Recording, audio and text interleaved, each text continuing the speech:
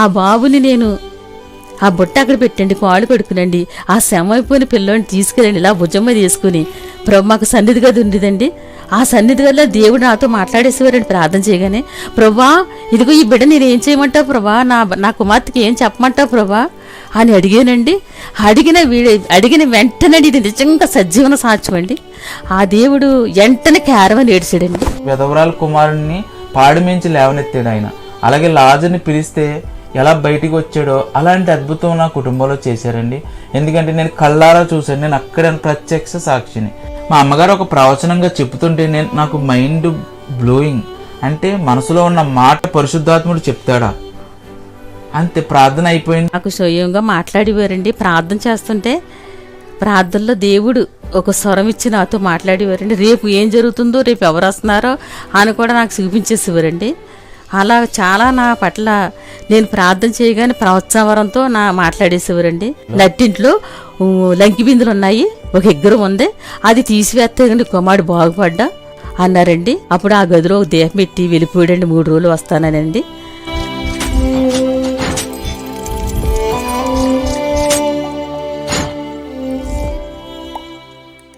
Praise the lord అండి. అందరికీ నా నిండు వందన మరణాతలో. నేను చెప్పబోయే సాక్ష్యం మా కుటుంబ సాక్ష్యం అండి.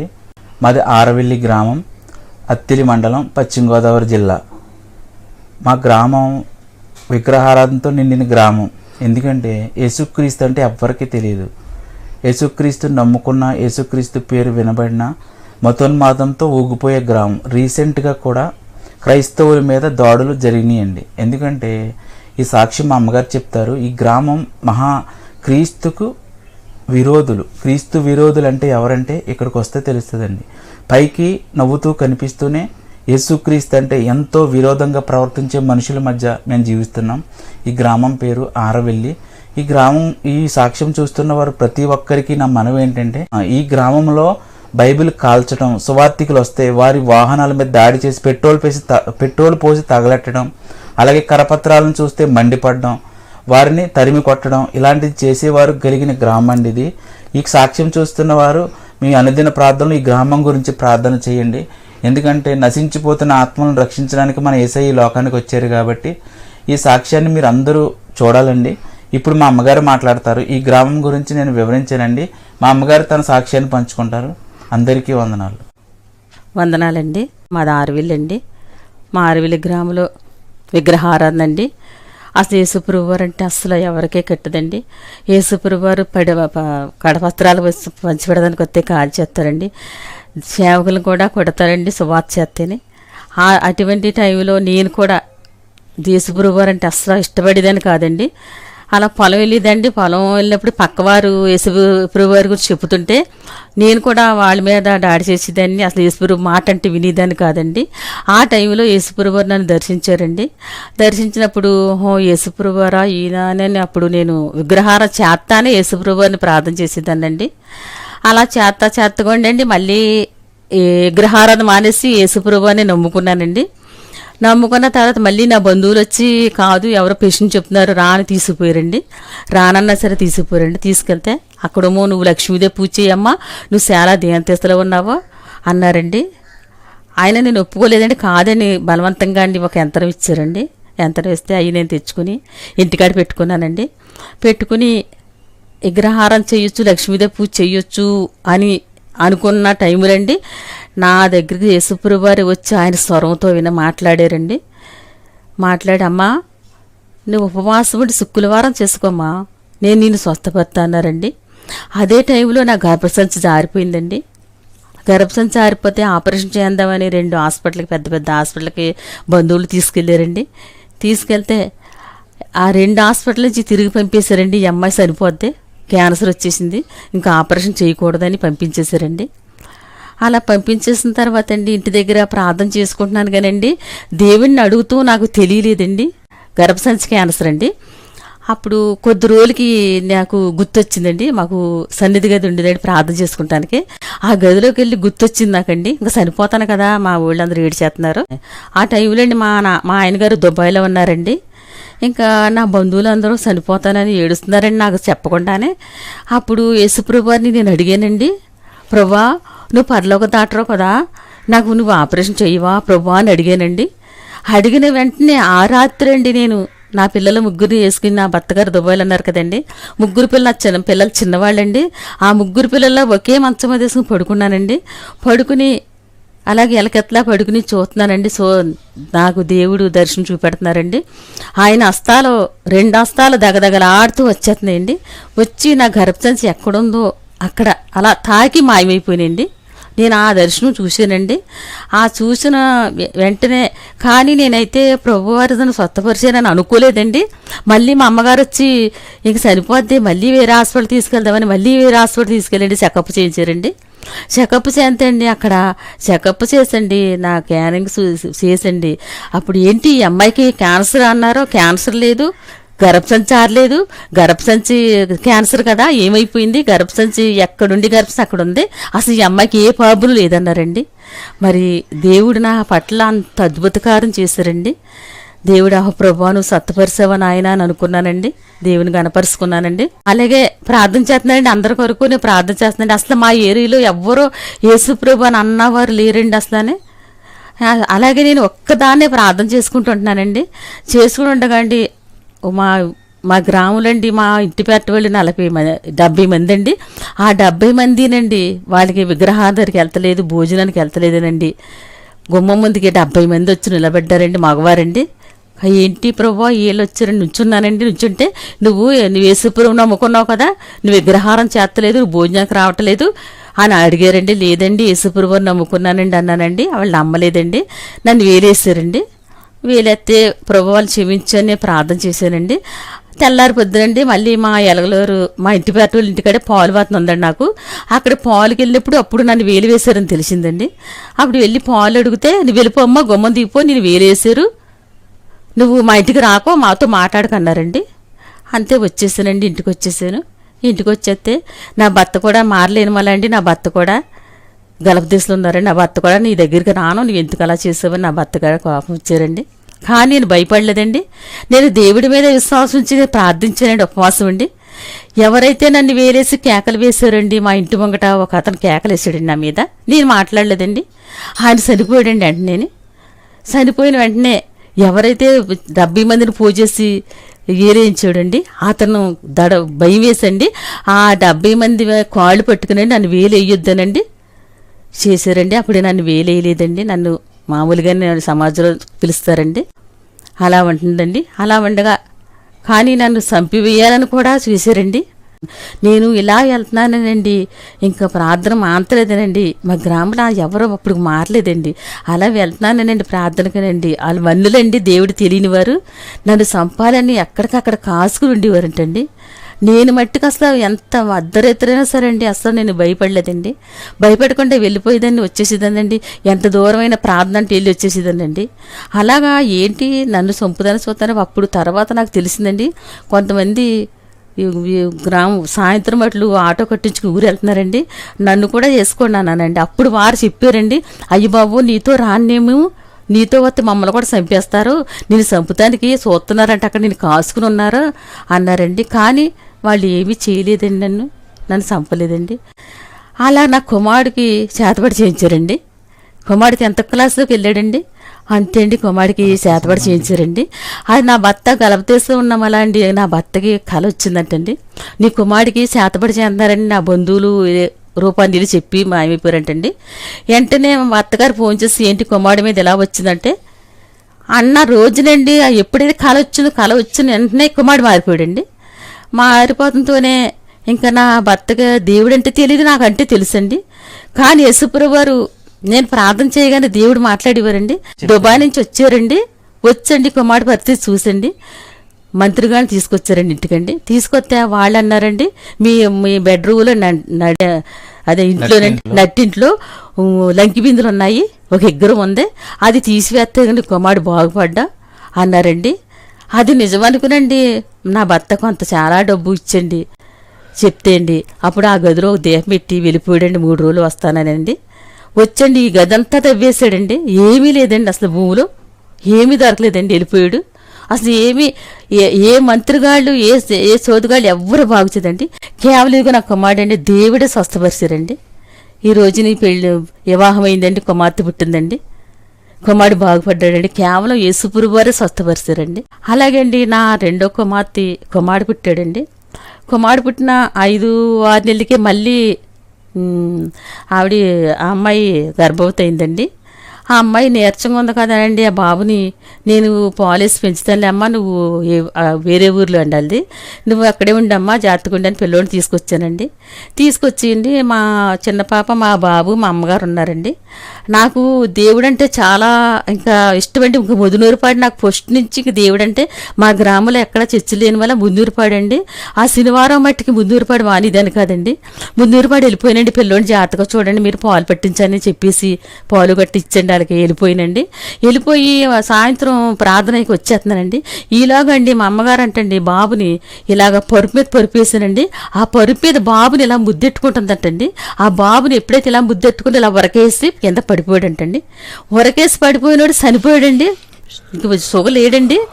పడిపోతే అండి ఇది మా బాబాయ్ వెళ్ళి గబగబా ఆర్ఎంపీ దాటగా తీసుకొచ్చాడంటండి. ఇండియన్స్ చేశారంటండి. ఆ ఇండియన్స్ చేసినా సరే సొగలి అసలు మూలి నాలేదంటండి. మళ్ళీ ఏడుతెళ్ళి మళ్ళీ తీసుకొచ్చాడంటండి ఆ డాక్టర్ గారిని. నేను ఆ ముదురు పనిచి బుట్ట పట్టుకుని వస్తుంటే ఆ డాక్టర్ గారు నాకు ఎదురొచ్చారండి. ఎదురొచ్చి చూసి నా వంక చూసి పాపం వెళ్ళిపోయారు కానండి. ఇంటికి ఒత్తిడికి వెళ్ళి ఏడుస్తున్నారండి. ఏడుతుంటే ఇదేంటి పేళ్ళు ఏడుస్తున్నారేంటి అని అనుకున్నానండి. పిల్లోడు శమై ఉన్నాడండి. ఆ నిజంగానే ఇది సజీవన సాక్ష్యం అండి. నిజంగానే ఆ బాబుని నేను ఆ బుట్ట అక్కడ పెట్టండి, కాళ్ళు కడుకునండి, ఆ శమైపోయిన పిల్లోని తీసుకెళ్ళండి ఇలా భుజం మీద తీసుకుని మాకు సన్నిధి గది ఉండేదండి. ఆ సన్నిధి గదిలో దేవుడు నాతో మాట్లాడేసేవారండి ప్రార్థన చేయగానే. ప్రభా ఇదిగో ఈ బిడ్డ నేను ఏం చేయమంటావు ప్రభా, నా కుమార్తెకి ఏం చెప్పమంటావు ప్రభా అని అడిగానండి. అడిగిన వెంటనే ఇది నిజంగా సజీవన సాక్ష్యం అండి. ఆ దేవుడు వెంటనే కేరమని ఏడ్చాడండి. వెంటనే కేరమని ఏడ్చి ఆ పిల్లవాడి సజీవన సాక్ష్యం అండి. ఆ బిడ్డని బతికించి నల్లి ఆ బిడ్డ నా కుమార్తెకి అప్పగించానండి. ఆ బిడ్డని మా మేనల్లుడు గురించి చెప్పారు కదండి, అది నేను మీకు క్లారిటీ ఇస్తాను. నేనే కళ్ళారా చూసాను, అక్కడ నేనే ఉన్నదండి. మా అమ్మమ్మ గారు చక్కగా పిల్లలు కేరింతలు కొడుతూ ఆడుకుంటారు కదండి. మా అమ్మమ్మ ఇలా తీసి ముద్దు పెట్టుకుందామని ఇలా పైకి లేపితే ఆడేం చేశాడంటే ఇలా అలా చేతిలోంచి విదిలించుకుని మా అమ్మమ్మ తలపై నుంచి కింద పడిపోయాడండి. వెంటనే ఇలా పడటంతో తలకి తగలడంతో అసలు ఏడవట్లేదు. ఒక సంవత్సరంన్నర బాబు ఏడవాలి కదా, నాకు గుండె దడొచ్చి వెంటనే నేను ఆర్ఎంపీ డాక్టర్ గారి దగ్గరికి వెళ్ళి ఇదండి మా చెల్లి గారు బాబు కింద పడిపోయాడు, అరే లెగరా అంటే ఏడవట్లేదంటే నేను వస్తున్నానని చెప్పి నేను డాక్టర్ గారు బ్యాగ్ తీసుకొచ్చి పెట్టాను. కానీ నాకు గుండెల్లో దడ మట్టికి తగ్గలేదండి ఆ రోజుని. ఇప్పటికీ వాడిని చూస్తుంటే యేసుక్రీస్తు వారు ప్రాణం పోస్తాడు. నేను బైబిల్లో రాశారు కదండి, విధవరాల కుమారుణ్ణి పాడిమించి లేవనెత్తాడు ఆయన. అలాగే లాజర్ని పిలిస్తే ఎలా బయటికి వచ్చాడో అలాంటి అద్భుతం నా కుటుంబంలో చేశారండి. ఎందుకంటే నేను కళ్ళారా చూశాను, నేను అక్కడ ప్రత్యక్ష సాక్షిని. మా అమ్మగారు వచ్చి కాళ్ళు కడుక్కుని లోపలికి వస్తే మేము ఏం చెప్పాలి, ఆడు వేడలు పావుగంట అయ్యేది, అరగంట అయిపోయింది, ఏడవట్లేదు. మా బాబు మా మేనల్లుడు అప్పటికి లోన జీవం లేదండి. పావుగంటలో లేస్తాడు అన్న డాక్టర్ గారి మాట వ్యర్థమైపోయింది. అరగంట అయినా కానీ హార్ట్ బీట్ లేదు, ఒక్క పలుకు లేదు. నాకు నిజంగా కళ్ళారా మా ఇంట్లో చేసిన అద్భుతం ఇదండి ఇది. మా అమ్మగారు అరే ఏంట్రా ఏమైందంటే మేము ఇలా మౌనంగా ఉన్నాం, నేను మా అమ్మగారు. మా అమ్మ వాటిని ఇలా భుజాన్ని వేసుకుని దేవుని రూమ్కి వెళ్ళిపోయి అలా భుజాన్ని వేసుకుని ప్రార్థన చేస్తుందండి. ప్రభా స్వస్థపరచు ప్రభా, ప్రాణం పోయని చేయట్లేదు. నేను విన్నాను చెవులారా, ప్రభా స్వస్థపరచు, నువ్వు వైద్యులకే వైద్యుడు ప్రభా, స్వస్థపరచని నా చెవులారా విన్నా. ఆ ప్రార్థన ఇప్పటికీ నాకు గుర్తుందండి. వెంటనే తైలం తీసి ఇలా సిలువు తీసి ఇలా అంట్లోకి వెంటనే వాడు మెదిలాడండి. నిజంగా యేసుక్రీస్తు ప్రభువారు ఈ బైబిల్లో రాసినట్టుగా అద్భుత కార్యాలు చేస్తాడు, ఆయన ఆశ్చర్య కార్యాలు చేస్తాడంటాను. మా కుటుంబమే ఒక సాక్ష్యం అంటే సజీవ సాక్ష్యం. ఎందుకంటే అన్యులతో కలిసి వ్యర్థమైపోతున్న మా జీవితాన్ని ఆయన జాలిపడ్డాడు, కనికరపడ్డాడు. లోకంతో కలిసిపోకుండా లోకం నుంచి విభాగించి క్రీస్తులో నడవడానికి ఎంతో కృప చూపించాడు. ఎందుకంటే ఎప్పుడో చనిపోవలసి ఈ రోజు బైబిల్ పుచ్చుకుని కెమెరా ముందు ఈ మాటలు మాట్లాడుతున్నానంటే ఆయన ఉచితమైన కృప, ఆయన ఉచితమైన ప్రేమ. ఆయన ప్రేమించాడు. ఆయన ఎంతలా ప్రేమించాడంటే తల్లి తండ్రి చూపించలేని ప్రేమ ఆయన మనకు చూపిస్తాడు. ఆయన పరిశుద్ధుడు కనుక మనం కూడా పరిశుద్ధంగా ఉండాలని కోరుకుంటున్నాడు. ఈ సాక్ష్యం ఎందుకంటే అందరికీ తెలియాలి. మా అమ్మగారిని ఎంతోమంది పాస్టర్లు వచ్చి అమ్మ మీ సాక్ష్యం గొప్పది అని చెప్పి డేట్లు తీసుకుని వెళ్తే మా అమ్మగారికి కుదిరేది కాదండి. అందుకని నేను మన బ్రదర్ జోషి అన్న ద్వారా ఈ సాక్ష్యం అందరికీ ప్రపంచమంతా వెళ్ళాలి. ఇది ఎవరు గొప్ప కోసమో లేకపోతే మేము భక్తులము దేవుడిని నమ్ముకున్నామని వేరే వాళ్ళకి తెలడం కోసమో కాదు. యేసుక్రీస్తు ప్రభు ఆయన నిజమైన దేవుడు. ఆయన భూలోకానికి వచ్చాడు, మన కోసం చనిపోయాడు, తిరిగి లేచాడు, మరలా త్వరగా రాబోతున్నాడు. ఆ రాకడకు సిద్ధపడి ఉండాలని, ఈ మాటలు మీకు తెలియాలని మాత్రమే ఈ సాక్ష్యం మేము చెప్తున్నామండి. యేసుక్రీస్తు ప్రభువు ఎంతో గొప్ప దేవుడు చెప్పాలంటే ఒక చిన్న జీవితంలో జరిగిన ఒక చిన్న సంఘటన, పరిశుద్ధాత్ముడు ఉండాడు అంటానికి ఒక చిన్న సంఘటన మీకు చెప్తాను, శ్రద్ధగా ఆలకించండి ప్రియులారా. ఒకరోజు మా పెద్ద చెల్లిని ఈ ఊర్లోనే ఇచ్చామండి. మా పెద్ద చెల్లిని మా బావ ఏదో కోపంలో చెంపదెబ్బ కొట్టాడని వచ్చి కూర్చుందండి. మేము కుటుంబ ప్రార్థన చేసుకున్నాం. మా చిన్న చెల్లి, నేను, మా అమ్మ కుటుంబ ప్రార్థన చేసుకుంటే, పెద్ద చెల్లి నువ్వు కూడా రారా కుటుంబ ప్రార్థన చేద్దామంటే ఆమె కోపంగా కూర్చుంది బయటండి. కూర్చుంటే మా అమ్మ నువ్వు వచ్చారా పెద్ద చెల్లి అంతేరా అని చెప్పి మేము ముగ్గురం ప్రేయర్ చేసుకుని ఒక 40 నిమిషాలు ప్రేయర్ చేసుకుని బయటకు వచ్చామండి. బయటకు వస్తే మా పెద్ద చెల్లి ఎక్కడ కూర్చుందో 40 నిమిషాలు అక్కడే కూర్చొని ఉంది. అయితే మా అమ్మగారు అందరికీ ఇలా సిలుగుత్తు వేసండి. సిలుగుత్తు వేసిన తర్వాత మేము భోజనాలు చేస్తాం. అయితే మా పెద్ద చెల్లికి సిలుగుత్తు వేస్తుంటే మా అమ్మగారికి దేవుని ఆత్మ బలంగా వచ్చి దేవుడు మాట్లాడుతున్నారు. పక్క నుండి నేను చెవులారా వింటున్నాను, నా కుమార్తె నువ్వు చనిపోవాలనుకుంటున్నావా? ఎందుకు చనిపోతావు? నేను పెట్టిన జీవాన్ని తీసుకుంటా నీకు హక్కు ఉందా? నరులారా తిరిగి రండి నేనే పిలుస్తున్నాను కదా అని మా అమ్మగారు ఒక ప్రవచనంగా చెప్తుంటే నాకు మైండ్ బ్లోయింగ్. అంటే మనసులో ఉన్న మాట పరిశుద్ధాత్ముడు చెప్తాడా?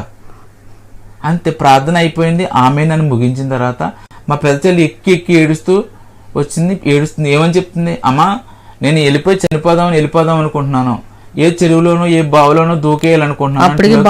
ఒక్కసారిగా నాకు ఆ మాటలేని పరిశుద్ధాత్ముడు ఉన్నాడు, పరిశుద్ధాత్ముడు పిలిస్తే వస్తాడు, పరిశుద్ధాత్ముడు మన మధ్యనే సంచరిస్తాడని ఆ రోజు నేను రూఢిగా నమ్మానండి. నేను ఎప్పుడైతే నేను 10th క్లాస్లో ఉన్నప్పుడు నేను 10th మ్యాథమెటిక్స్ తప్పానని చెప్పి నేను చిన్నప్పటి నుంచి దేవుడు నమ్మినా గానీ మా అమ్మతో వాగ్వివాదానికి దిగాను. ఎందుకు? నాకన్నా పూర్ స్టూడెంట్స్ పాస్ అయ్యారు. రోజు స్కూల్కి వెళ్ళి పర్టికులర్గా శ్రద్ధగా చదువుకుంటే నేను మ్యాథ్స్ సబ్జెక్ట్ ఎందుకు తప్పాను అంటే నాకు మ్యాథ్స్ అంటే వీకే, కానీ దేవుడి మీద నింద వేయడానికి దురాత్మ నన్ను ప్రేరేపించిందండి.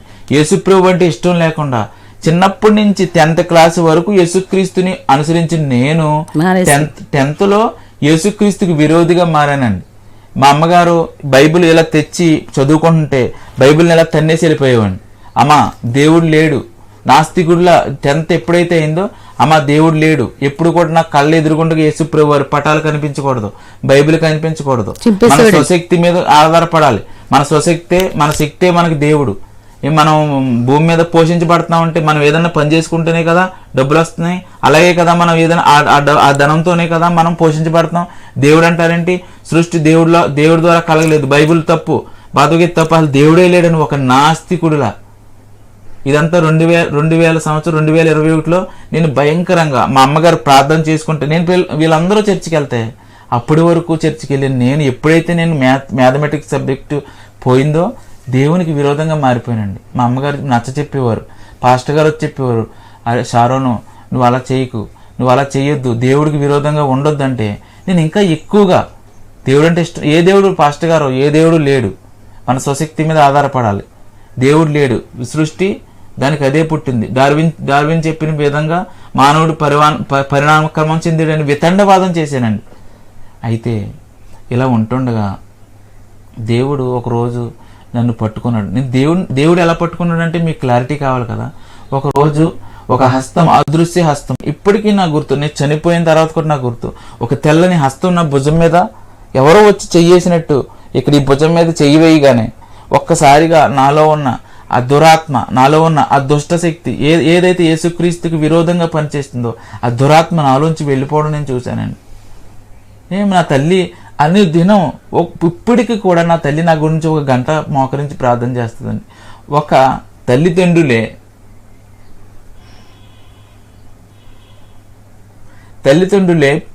పిల్లల్ని ఇంతలా ప్రేమిస్తున్నారు కదా, యేసుక్రీస్తు ఇంకెంత ప్రేమ కలిగి ఉన్నాడు, మనుషులకి ఇంకెంత ప్రేమ చూపిస్తున్నాడు. అందుకే కదా 2000 సంవత్సరాల క్రితం ఆయన వచ్చాడు.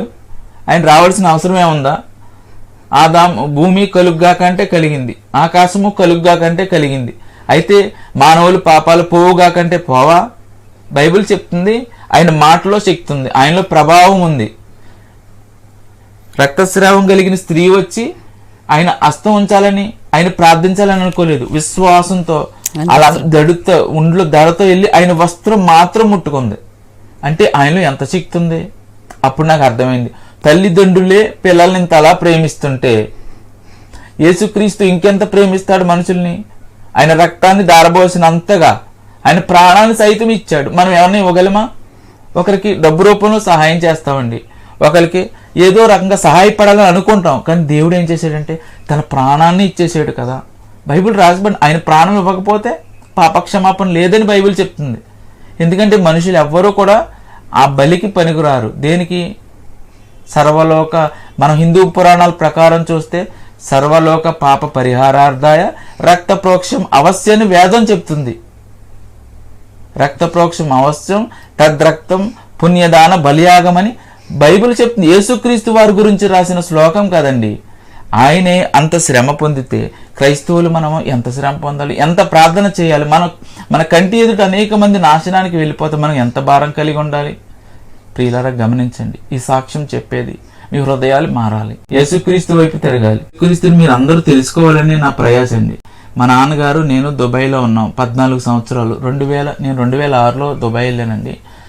మా నాన్నగారు నేను దుబాయ్లోనే ఉంటూ పని చేసుకుంటూ కుటుంబాన్ని పోషించుకుంటూ ఉంటుండగా మా నాన్నగారు 2007 సంవత్సరంలో వడ్డీ వ్యాపారాన్ని స్టార్ట్ చేశారు. అది చిన్నగా మా ఇద్దరి జీతం కలిపి ఒక చిన్న వడ్డీ వ్యాపారంగా స్టార్ట్ చేస్తే నేను ఎప్పుడు దాన్ని పట్టించుకోలేదు. ఎందుకంటే తండ్రికి కుమారుడు సలహా చెప్పేవాడుగా ఉండకూడదు, ఎదురు చెప్పేవాడుగా ఉండకూడదు. ఎందుకంటే బైబిల్ నేను నేర్చుకున్నాను కదండి, నీ తల్లిని నీ తండ్రిని సన్మానించమని చెప్తుంది. అయితే మా నాన్నగారు వడ్డీ వ్యాపారాన్ని చేస్తూ చేస్తూ చేస్తూ ఆ చిన్న వ్యాపారాన్ని పెద్దగా, అంటే దుబాయ్ కరెన్సీలో 2 లక్షల రూపాయలని వడ్డీ తిప్పేంతగా ఆయన మార్చేశారు. ఆయన ఒక 3-4 సంవత్సరాల్లో. అప్పట్లో అలా వడ్డీ వ్యాపారం బాగానే ఉంది. మేము తూర్పుగోదావరి జిల్లా జొన్నాడు అనే గ్రామంలో 10 లక్షలు ఒక్క సంవత్సరంలోని 10 లక్షలెట్టి సైట్ కొన్నామండి. ఇదంతా 2008లో జరిగింది. మా నాన్నగారు అలా వడ్డీ వ్యాపారం చేస్తూ నేను మా నాన్నగారికి చెప్పేవాడిని, నాన్న బైబిల్ చెప్తుంది వడ్డీ వ్యాపారం తప్పని, ప్రీడా నీ ద్రవ్యం వడ్డీకి ఇయ్యరాదు అని చెప్తుంది, నీవు నాకు ఇచ్చి శోధించినట్టయితే ఆకాశవాక్యంలో ఇస్తానని కూడా చెప్తుంది అని మా నాన్నగారికి బైబిల్లోంచి కొన్ని వాక్యాలు తీసి చూపించిన ఆయన ఒకటే మాట అనేవాడు, అరే బాబు మన ఇంటికి కాడ కొన్ని బాధలు ఉన్నాయి కదా, కొన్ని అప్పులు ఉన్నాయి కదా, మన ఇల్లు కట్టిన అప్పులు ఉన్నాయి కదా, అవన్నీ తీరిపోతే నేను మానేస్తానని ఒకరోజు నాతో చెప్పారండి మా నాన్నగారు. అయినా ప్రభా నేను ప్రార్థన చేసేవాడిని, ప్రభా నా తండ్రిని పరిపూర్ణంగా మార్చు, నా తండ్రిని ఈ వడ్డీ వ్యాపారం నుంచి విడిపించు ప్రభా, మా నాన్నగారు నా తండ్రి బాప్తిసం తీసుకోవాలి ప్రభా అని ప్రతిరోజు దుబాయ్ దేశంలో కన్నీరు కార్చి ప్రార్థన చేసేవానండి. ఇక్కడ మా అమ్మగారు కూడా ఉపవాసం ఉండి ప్రార్థన చేసేది. అలాగే మా జీవితం అలా గడిచిపోతుండగా మా నాన్నగారు చేస్తున్న వడ్డీ వ్యాపారంలో భయంకరమైన నష్టం. ఎలా అంటే మన తెలుగువారు కాకుండా ఆయన ఎవరో ఎక్కడో పంజాబీలకు, బంగ్లాదేశ్లో ఉండే వాళ్ళకు, పాకిస్తాన్ వాళ్ళకి డబ్బులు ఇవ్వడంతో వాళ్ళు రాత్రికి రాత్రే పాస్పోర్ట్ తీసుకుని వారి దేశాలకు వెళ్ళిపోతే మనం ఆ అప్పు ఇచ్చిన మన పరిస్థితి ఏమవుతుందండి? ఒకసారి ఆలోచించండి. మన ఊళ్ళో వాళ్ళకి 1 లక్ష రూపాయలు అప్పిస్తే వాళ్ళు ఎదురు తిరిగితే మనం ఏం యాక్షన్ తీసుకుంటాం?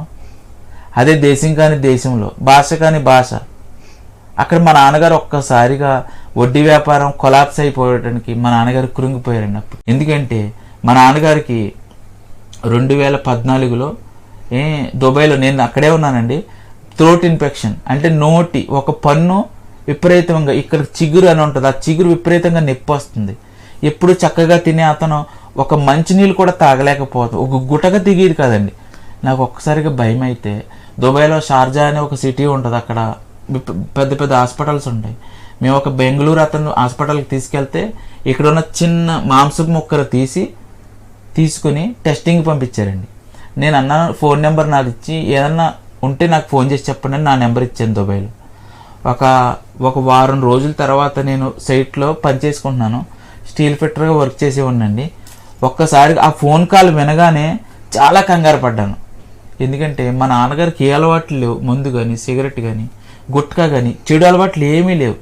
ఆ రోజు ఆ బెంగళూరు డాక్టర్ నాకు ఫోన్ చేసి చెప్తున్నాను, మీ నాన్నగారికి బోన్ క్యాన్సర్ వచ్చింది, అది కూడా 3rd స్టేజ్లో, మూడో స్టేజ్లో ఉందంట్లోకి. ఒక్కసారిగా నేను విచారంలోకి వెళ్ళిపోయానండి.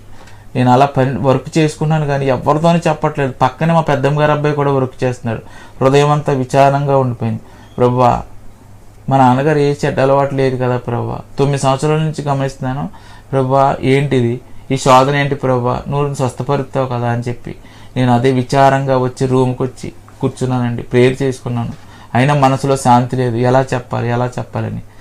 అప్పుడు మా అన్నయ్యని తీసుకొచ్చి, అన్నయ్య నాన్నకి బోన్ క్యాన్సర్ అంటే, అన్నయ్య నేను నాకు ఎలా చెప్పాలో అర్థం అవ్వట్లేదు, నువ్వు చెప్పు. వెంటనే పాస్పోర్ట్ తీసి ఇంటికి పంపించి హైదరాబాద్లో టెస్ట్ చేయించుకోవాలంట అని నేను విచారంతో ఉన్నాను. అప్పటికప్పుడు ఆఫీసులోకి వెళ్ళి మా నాన్నగారు పాస్పోర్ట్ తీసుకుని ఇండియా పంపించామండి. ఇండియా పంపిస్తే హైదరాబాద్ బసవతారకం, అప్పుడు ఇక్కడ లెంట డేస్ నడుస్తున్నాయి. ఇప్పుడు యేసుప్రభు శ్రమకాలాల్లో మా అమ్మగారు ప్రతి లెంట డేస్లో 40 రోజులు ఉపవాసం ఉండి ప్రార్థన చేసుకుంటుందండి. ఆ టైంలో హైదరాబాద్ వెళ్తే బసవతారకం హాస్పిటల్లో స్పెషలిస్టులు చూసి, ఈ ఆదిరెడ్డికి 3వ స్టేజ్లో ఉంది బోన్ క్యాన్సర్, అయితే మేము సర్జరీ చేసిన మాట రాదు, తొడలో ఉన్న మాంసం తీసి ఇక్కడ వేస్తాము, ఆ ఎముకను తొలగిస్తాము, కానీ ఈ ఆదిరెడ్డి అనే వ్యక్తికి మాట రాదు, సక్సెస్ అవుతుంది, సక్సెస్ రేట్ కూడా తక్కువ, 50-50 అని చెప్పి మా అమ్మగారి చేత నాన్నగారి చేత సంతకం పెట్టించుకున్నారంటండి. నేను దుబాయ్లో, మీరు చెప్తే నమ్మనండి ప్రభువా, నా తండ్రిని స్వస్థపరచు, ఎందుకంటే మా తండ్రి ద్వారా ఒక సాక్ష్యంగా, మా తండ్రి బ్రతికితే మా ఆరవెల్లిలో కొంతమంది నమ్ముతారు. ఎందుకంటే మా కళ్ళ ముందు ఈ ఆరవెల్లి గ్రామంలో క్యాన్సర్ వచ్చిందని ఎంతోమంది పిట్టల్లా రాలిపోయారండి. ఇప్పుడు మా నాన్నగారు బ్రతికితే నమ్ముతారు కదండి. నేను ఒకటే ప్రార్థన, ప్రభువా, క్యాన్సర్ హాస్పిటల్లో ఎంతోమంది వైద్యం చేయించుకోలేక దిక్కులేని వారుగా వాళ్ళు ఉంటారు కదా, వాళ్ళందరినీ స్వస్థపరిచి వాళ్ళతో పాటు నా తండ్రిని కూడా స్వస్థపరచు ప్రభువా అని ఒక చిన్న ప్రార్థన చేసేవాడిని. రాత్రి మాటలు తిందామంటే అన్నం సహించేది కాదండి. ఎప్పుడు చూసినా నా తండ్రి చనిపోతాడా, క్యాన్సర్తో నా తండ్రి చనిపోతాడా అని ఒకటే ధ్యాస మైండ్లో. అలాగా ఉంటుండగా బసవతారకం హాస్పిటల్లో సర్జరీ సక్సెస్ఫుల్గా జరిగిందండి. మా నాన్నగారు దుబాయ్ చర్చిలో మైక్ తీసుకుని సాక్ష్యం చెప్తుంటే మూల నేను ఏడుస్తున్నాను.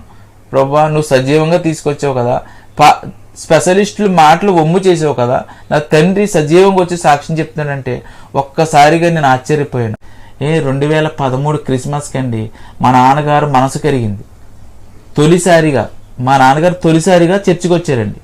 క్రిస్మస్ రోజున ఏం చెప్తారంటే వాక్యం, యేసు ప్రభువారు ఎందుకు పుట్టారు, యేసు ప్రభువారు ఎందుకు చనిపోయారు, యేసు ప్రభువారు ఎందుకు లేచారు, యేసు ప్రభువారు ఎందుకు మరలా తిరిగి రాబోతున్నారు అనే వాక్యం అండి. ఆ రోజు ఐడిసెఫ్ అనే చర్చిలో దుబాయ్లో ఆయన చెప్తాడు, మార్టిన్ లూథర్ గారు అనే పాస్టర్ గారు చెప్తుంటే అక్కడ దేవుడు నా తండ్రి హృదయాన్ని తెరిచాడండి. ఒక్కసారిగా మా నాన్నగారు ఆ వాక్యం అంతా విన్న తర్వాత 2 నెలల తర్వాత నేను మా నాన్నగారు సెలవుకి వచ్చాము. ఇక్కడికి సెలవుకి వస్తే తెల్లవారుజామున మా నాన్నగారు అన్నారంట, నేను బాప్తిసం తీసుకుంటాను, దేవుని నామమునకు స్తోత్రం కలుగును గాక, వీటి వలన విశ్వాసం కలిగినని. మా నాన్నగారు ఎప్పుడైతే ఆ వాక్యం విన్నారో వెంటనే తనకున్న ఆ విడ్డి వ్యాపారం అంతా విడిచిపెట్టి తన హృదయాన్ని దేవునికి ఇచ్చేసరికి ఆయన తన హృదయంలో ఉన్న ఆ చెడుగంతా తీసివేసి ఒక్కసారిగా ఆయన స్వరూపంలోకి మార్చుకున్నారండి. వెంటనే వడ్డీ వ్యాపారం అంతా మానేస్తే మొత్తం వచ్చిన అక్కడున్న అప్పులన్నీ నేను మా నాన్నగారు కలిసి ఒక 5 సంవత్సరాల్లో తీర్చివేసామండి. దేవుడు మా జీవితంలో జరిగించిన అద్భుత కార్యాలు. ఆ హాస్పిటల్కి వెళ్తే చెకప్ చేశారండి. చెకప్ చేస్తే ఆ నైటు పడుకున్నామండి హాస్పిటల్లోనే. తెల్లారి వచ్చేయాలండి. ఆ నైట్ పడుకున్నప్పుడే నాకు ఒక దేవుడి దర్శనం చూపించారండి. నా భర్త నేను అలా పడుకుంటే మధ్యకొచ్చి ఒక దైవజనులకు వచ్చి మా మధ్యన పడుకున్నారండి. యేసుప్రభు వారు ఏంటి మన దగ్గరికి వచ్చారు ప్రభు అనుకున్నానండి. తెల్లారి మళ్ళీ ఆదివారం అండి. ఆ రోజు ఆదివారం చర్చికి వెళ్ళాలి కదా అండి, శ్యామకిశోర్ గారు చర్చి గార్డెనింగ్ అక్కడికి వెళ్ళేవండి. వెళ్ళి ఆరాధనలో పాల్గొన్న ఒక 1,00,000 మంది అని ఉంటారండి అక్కడ నేను పోయి పాల్గొండి వెనక్క నుంచి ప్రార్థన చేస్తుంటే ఆ దైవజనుడి ద్వారా దేవుడు మాట్లాడుతున్నారండి ముగింపు ప్రార్థనలో. అమ్మ మీరు క్యాన్సర్ రిపోర్ట్లు ఇచ్చి వచ్చారు, మీకు నార్మల్ రిపోర్ట్లు వస్తాయి అని ప్రార్థన చేస్తున్నారండి. ప్రభు అంటే ఆ దైవజనుడి కొలతని కూడా మీకు సరిపోవండి, మేము ఎక్కడో దూరాన్ని ఉన్నామండి. ప్రభు మాతో నువ్వు మాట్లాడని ఆయనండి. మేము ఇంటికి వెళ్ళిపోయామండి. ఇంటికి వెళ్ళి 4 రోజులకు మళ్ళీ హైదరాబాద్ వచ్చామండి. హైదరాబాద్ వచ్చి రిపోర్ట్లు తీసుకునండి మళ్ళీ డాక్టర్ దగ్గరికి వెళ్ళామండి. డాక్టర్ దగ్గరికి వెళ్తే ఆ రిపోర్ట్ చూసి ఇదేంటి నార్మల్ రిపోర్ట్ వచ్చినాయి, ఎవరియో మారిపోయి మీ కాదని ఆయన కసిరాడండి మమ్మల్ని. లేదండి మాది ఇదిగోని తెచ్చామనంటే అబ్బాయి లేదమ్మా మారిపోయినాయి అన్నారండి. అని మళ్ళీ నేను చెకపు చేస్తామని మళ్ళీ మొక్క తీసుకున్నారండి. మొక్క తీసుకుని మళ్ళీ పైకంపి మళ్ళీ 4 రోజులకి మేము అక్కడ ఉండలేకండి ఇంటికి వచ్చి మళ్ళీ 4 రోజులకి హైదరాబాద్ వెళ్ళామండి. అప్పుడు కూడా నార్మల్ రిపోర్టర్ వచ్చిందండి. అప్పుడు కూడా నమ్ముతులేదండి అది ఆటలు హైదరాబాద్లో అండి. మేము నమ్మమ్మా అంటున్నారండి. మళ్ళీ 3వ మళ్ళీ తీసుకున్నారండి. 4 సార్లు వెళ్ళామండి. ఇంకా ఆ డాక్టర్ గారు రమ్మన్నక్కడ అప్పుడు 4వ అండి ఆ చెకప్ చూసండి. అయ్యో ఏంటమ్మా క్యాన్సర్ పోయింది, ఇదేంటి క్యాన్సర్ ఏమైపోయింది, క్యాన్సర్ లేదమ్మా నార్మల్ మీదే రిపోర్టు అన్నారండి. అప్పుడండి ప్రభా నువ్వు స్వస్థపరిచావని ఆయన అనుకున్నానండి. నా భర్తగా నా రీతిగా స్వస్థపరిచారండి దేవుడండి. నా భర్తను కూడా అలా బాగు చేశారండి. ఇప్పుడండి నా భర్తగారు యేసుప్రభు నిజమైన దేవుడిని నమ్మండి బాప్తిస్మం పొందారండి ఆయన. దేవుడండి నాకు స్వయంగా మాట్లాడేవారండి. ప్రార్థన చేస్తుంటే ప్రార్థనలో దేవుడు ఒక స్వరం ఇచ్చి నాతో మాట్లాడేవారండి. రేపు ఏం జరుగుతుందో, రేపు ఎవరు వస్తున్నారో అని కూడా నాకు చూపించేసేవారండి. అలా చాలా నా పట్ల నేను ప్రార్థన చేయగానే ప్రవచనవరంతో మాట్లాడేసేవారండి. డైలీ అండి నేను సన్నిధి గదిలోకి వెళ్ళి గంట పైనే ప్రార్థన చేస్తానండి. ఎవరిని గదిలోకి రానివ్వనండి. ఆ తర్వాత మళ్ళీ కుటుంబారాధన చేసుకునేవాళ్ళండి. అలా ఒంటరిగా ప్రార్థన చేసుకుంటూ ఉండగండి ఒక రోజుని నాకు దేవుడు పెద్ద ఉరుములా వచ్చండి. మొత్తం బిల్డింగ్ పడిపోయినట్టు ఇంకా శబ్దం వచ్చేసిందండి. ఆ శబ్దానికి భయం వేసి సగం ప్రార్థనలో ఉన్నానండి. ఆ ప్రార్థనలోనే ఆ శబ్దం వచ్చేసిందండి. ఇంక బిల్డింగ్ పడిపోయింది అనుకున్నానండి. ఆడిపోయి ఆపు చేసి ప్రార్థన ఆపుతులకు ఏమీ లేదండి. ప్రభా ఏంటి నాకు ఈ శబ్దం వచ్చింది ఆయన అని మళ్ళీ ప్రార్థన అంతా ముగించేసుకునండి. బయటకు వచ్చేసిన తర్వాత మా పిల్లల్ని మా అమ్మగారిని ఏంటి శబ్దం వినపడింది మీకు ఏమైనా వినిపించిందంటే అదే మాకేమి వినిపించలేదమ్మా అన్నారండి. మళ్ళీ 2వ రోజుని అదే డైలీ వెళ్ళిపోతానండి సన్నిధిలో ప్రార్థనగా. నేను మళ్ళీ 2వ రోజు సన్నిధిలోకి వెళ్ళి ప్రార్థన చేస్తుండగా 2వ రోజున కూడా అదే సమయంలో మళ్ళీ వచ్చారండి. మళ్ళీ పెద్ద ఉరుముతో మెరుపులతో ఇంకా దన్ ఇంకా బిల్డింగ్ పడిపోయిందేమో అనుకున్న అంత శబ్దం అండి. ఇంకా ఆ శబ్దం తట్టుకోలేక కళ్ళిప్పి చూస్తానండి. అప్పుడు కూడా ఏమీ లేదండి. ఆ రోజు లేదు. మళ్ళీ 3వ రోజు మళ్ళీ వచ్చారండి.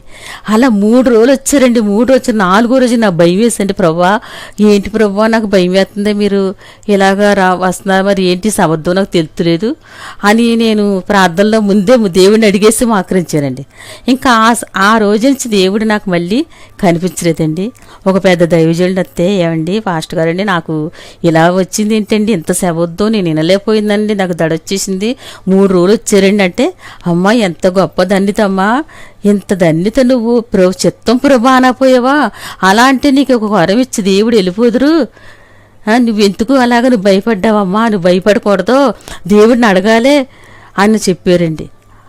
అప్పటి నుంచి నేను ప్రార్థన చేసుకుంటూ ప్రభా అలాగే అడుగుతున్నానండి, దేవుడి ప్రార్థన చేస్తున్నాను. నాకు దేవుడు ప్రవచన వరం కూడా ఉండేదండి. ప్రవచన వరం కూడా మాట్లాడేవారండి నాతోనండి.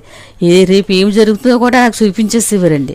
రేపు పొద్దున్న ఎవరు ఏం చేస్తున్నారో కూడా అది చెప్పేసేదానండి నేనండి. ఇంకా నాకు దేవుడు ఇదిగో చూపించారు, ఇదిగో ఇలా జరుగుతుంది అని చెప్పేస్తండి. బయట వాళ్ళ గురించి కూడా అండి, బయట వాళ్ళు ఒక ఎత్తండి గుంటూరు తీసుకెళ్ళిపోయారండి. కాలు పుండడిపోయింది, ఇంకా చనిపోతాడేనండి. మొత్తం తొడలోంచి బయటలో కాళ్ళలోంచి ఇతలకే మొత్తం చెయ్యలిపోయిందండి.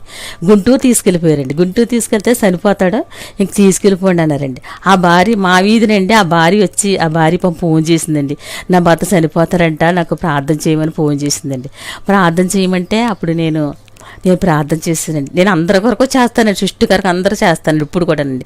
ఆ ప్రభా నువ్వు ఆ బిడ్డను బతికించు ప్రభా, నువ్వు బతికితే అక్కడ కాకాన తాట అని ఒకటి ఉంది కదా ప్రభా, నేను ఆ వ్యక్తిని నేను తీసి మళ్ళీ నీ సన్నిధికి వచ్చి సాక్ష్యం చెప్తాను ప్రభా, నువ్వు ఆ బిడ్డను బతికించవా నాయన అని నేను ప్రార్థించానండి. ప్రార్థిస్తే అండి ఆ వ్యక్తిని తీసుకొచ్చేసారండి. ఆ అబ్బాయి కుళ్ళిపోయాడు చనిపోతాడు అన్నారండి. అన్నప్పుడండి ఆయన చనిపోతారని ఇంకా బంధువులు అందరూ వచ్చేసారండి. అదే టైంలో దేవాదేవుడు నాకు ఒక దర్శనం చూపించారండి. ఆ అబ్బాయి బతికినట్టండి, ఆ కాలు ఏ కాలు అయితే బాగాలేదు ఆ కాలు కర్ర మీద వేసుకుని మొహం కొడుకుంటున్నాడండి. ఇంక రేపు 30 చనిపోతాడని భార్య కూడా చెప్పిందండి. అప్పుడు నాకు ఎప్పుడైతే నేను ఆ దర్శనం చూశానండి, వెంటనే అమ్మాయిని ఎక్కేసి, అమ్మాయ మీ భర్త మట్టికి చనిపోయాడమ్మా, నీ భర్త బతుకుతాడు, నీ భర్త కర్ర మీద కాలు వేసి మొహం కొడుకుంటున్నాడు, కానీ నీ భర్త చనిపోడమ్మా, నాకు దేవుడు చూపించారమ్మా అన్నాను. కేవలం ఆ అబ్బాయి నిజంగా ఏ దర్శనం అయితే నాకు చూపించారండి, అదే రీతిగా ఆ అబ్బాయి బతికాడండి, సజీవన సాక్ష్యమండి. ఇప్పుడు కూడా ఉన్నాడండి ఆ అబ్బాయి. నేను ఎక్కడైతే తీసుకెళ్ళి ప్రభా ఆ వ్యక్తిని సాక్ష్యం చెప్తా అని అనుకున్నానండి, తీసుకెళ్ళానండి. బయట వారనగా నేను చూడండి, ఎవరి కొరకనే నేను ప్రార్థన చేస్తానండి. ఆ అబ్బాయిని తీసుకెళ్ళి అక్కడ సాక్ష్యం చెప్పానండి, గుంటూరు తీసుకెళ్ళండి. ఆ అబ్బాయి సజీవంగా ఉన్న అటువంటి నాకు గొప్ప వరం అండి. నాకు కల్లో దర్శనం శాతానగా నా దగ్గరికి వచ్చి నిలబడి కాలర్ ఎగరేసేస్తున్నాడండి. అప్పుడు గమ్ములు వేసిపోయానండి, ఏంటి శాతానగా నా దగ్గరికి వచ్చాడనండి. అప్పటికప్పుడే చీకటి పడిపోయిందండి, పిల్లలు వచ్చి ఆడుకుంటున్నారండి. ఆడుకుని లైట్ వేస్తే లైట్ వెలుగుతులేదండి, కరెంటు పోయింది.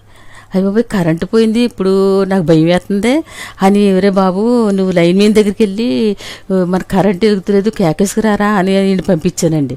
పంపిస్తే అండి ఆ లైన్ మీద ఇప్పుడు రాను, నేను రేపు పొద్దున్న వస్తాను అన్నారండి. ఇంకా చీకటండి, నా భయము, కొత్త బిల్డింగ్ అండి అది. ఇంకా పిల్లలు ముగ్గురు చిన్నోళ్ళండి. భయపడుతూ ప్రార్థన చేస్తున్నానండి. ఆ గదిలోకి వెళ్ళి నీ గదిలోకి వెళ్ళి ప్రార్థిస్తున్నానండి.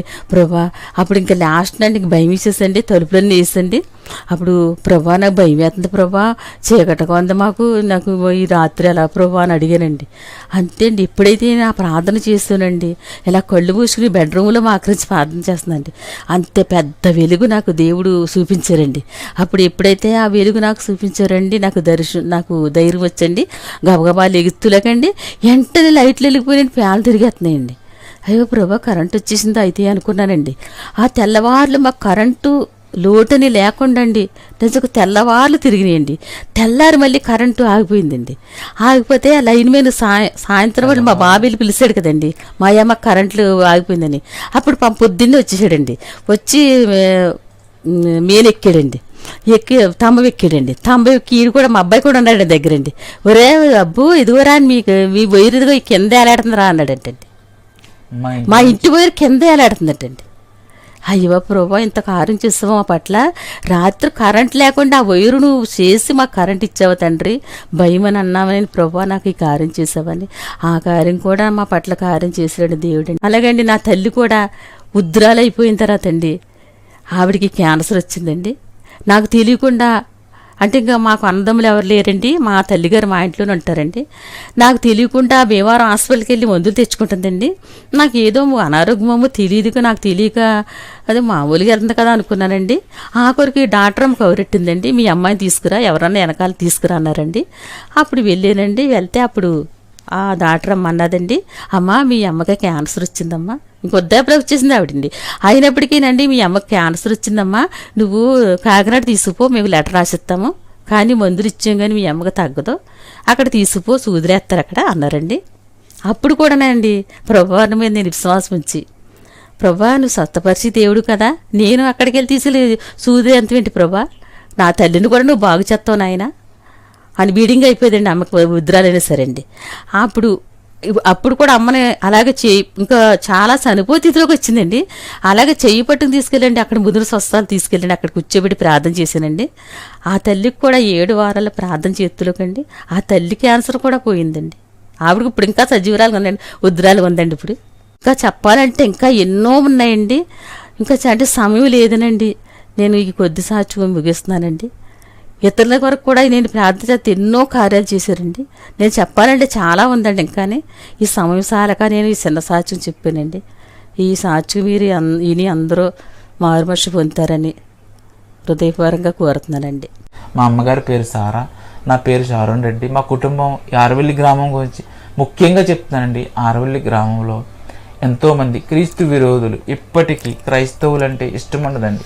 యేసుక్రీస్తుని నమ్ముకున్న వారు రోడ్డు వెంట నడిచి వెళ్తుంటే వాళ్ళు చూసే చూపులు నేను గమనిస్తున్నాను. యేసుక్రీస్తుని నమ్ముకున్న వారంటే అస్సలు ఇష్టం ఉండదు. ప్రియులారా, ఈ గ్రామం మారాలని, ఈ గ్రామంలో ఉండేవారు మారాలని, యేసుక్రీస్తుని తెలుసుకోవాలని, పరిపూర్ణంగా ఆయనలో ఉండాలని. ఎందుకంటే ఆయన రాకడ ఎప్పుడో తెలియదు, ఆయన ఎప్పుడు వస్తారో తెలియదు, మన ప్రాణం ఎప్పుడు పోతుందో తెలియదు. మనం ఎలాగైతే సిద్ధపడి ఉన్నామో అన్యులు కూడా సిద్ధపడి యేసుక్రీస్తు రాకడకు మనం అందరం ఎత్తపడాలని ఈ చిన్న సాక్ష్యాన్ని చూసి అనేక మందికి షేర్ చేయండి. మీ అందరికీ నా హృదయపూర్వక వందనాలు.